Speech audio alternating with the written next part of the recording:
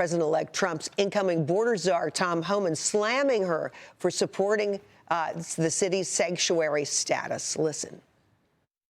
As far as Governor Hochul, shame on her. She supports sanctuary status in that state. She welcomed thousands of illegal aliens to her state. She sent them to Buffalo and Syracuse. Murders occurred by illegal aliens in Buffalo and Syracuse.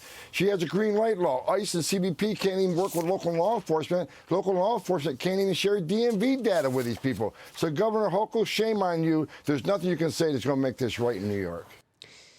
Joining me now is Terrell County, Texas retired Border Patrol agent Sheriff Thaddeus Cleveland. Sheriff, what is your reaction to this? What do you say to Kathy Hochul? Hey, good morning, Jerry. It's great to be back on with you, and Merry Christmas as well. But first and foremost, Tom is exactly right, and we can't forget that New York isn't the only city that this is happening in, and we can't forget the fact that there's much more illegal alien crime going on throughout the United States. Just most of it doesn't percolate up to the national news like this one. Crime happens every day, and it's time that we get out into these cities, into these communities, and really focus on those criminal aliens. But specifically to the governor there, look, whether it's the text, it's the continued advocating for those that in our country illegally, breaking the rule of law, it's a shame. It's a crying shame, and I'm really at a loss for words at this latest crime. Just when you think it can't get any worse, it continues to. And Jerry, I must say that we're going to deal with this for decades because of this last 4 years of undermining the border security, undermining the judicial process, the prosecutorial process, and law enforcement. The United States of America is going to continue to pay for this for years to come. Well, I personally think that this particular crime, you say this kind of crime happens all the time, but rarely like this. A woman being set on fire on a subway train car and dying as a result. This is the kind of thing that is going to stick in the imagination of Americans all over this country. And 2024 will become the year that this happened. People will remember this. This will stick in their brains, and I think it will change minds on this very issue. There's something else, though, I want to bring up with you. The immigrant population in the U.S. having a major impact on America's population overall. This is according to new data from the Census Bureau.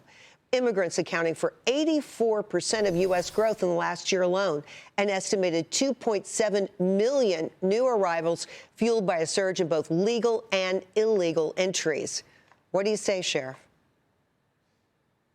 Look, it's the chart right there shows it.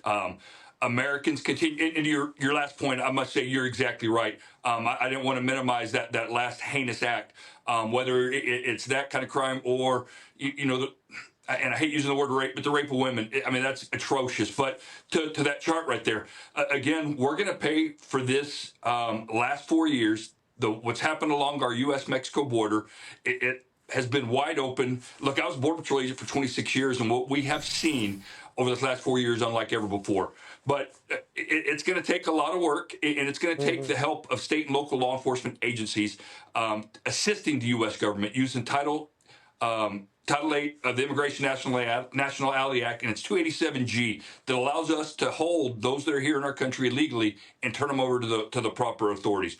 But again, that chart shows it all. Look at it. I'm speechless. I really am.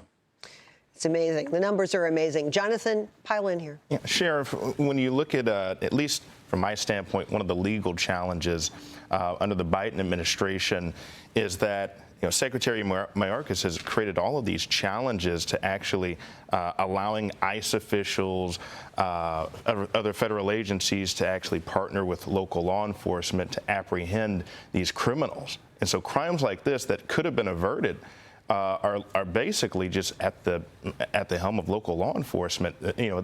ICE officials are basically hands tied behind their back when it comes to things like this. So my question is, do you think there's some legislation or something that could change under the Trump administration, the forthcoming Trump administration, to change these policies, to make it easier for federal agencies to partner with local law enforcement to stop these crimes from happening?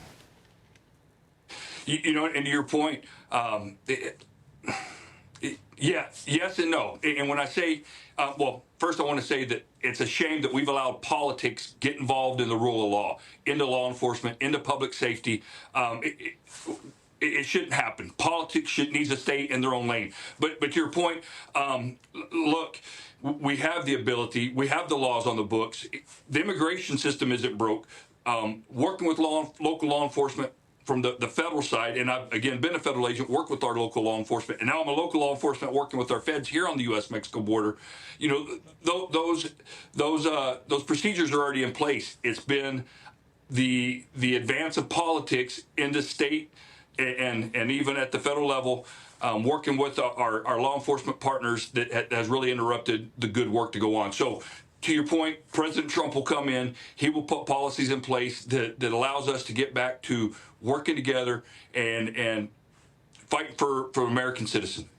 Long way to go. It's going to be interesting to see how we get that core operation going. Jonathan, great question. Thank you. And thank you, Sheriff Thaddeus Cleveland. Appreciate your time today. Merry Christmas. Thank you, Jerry.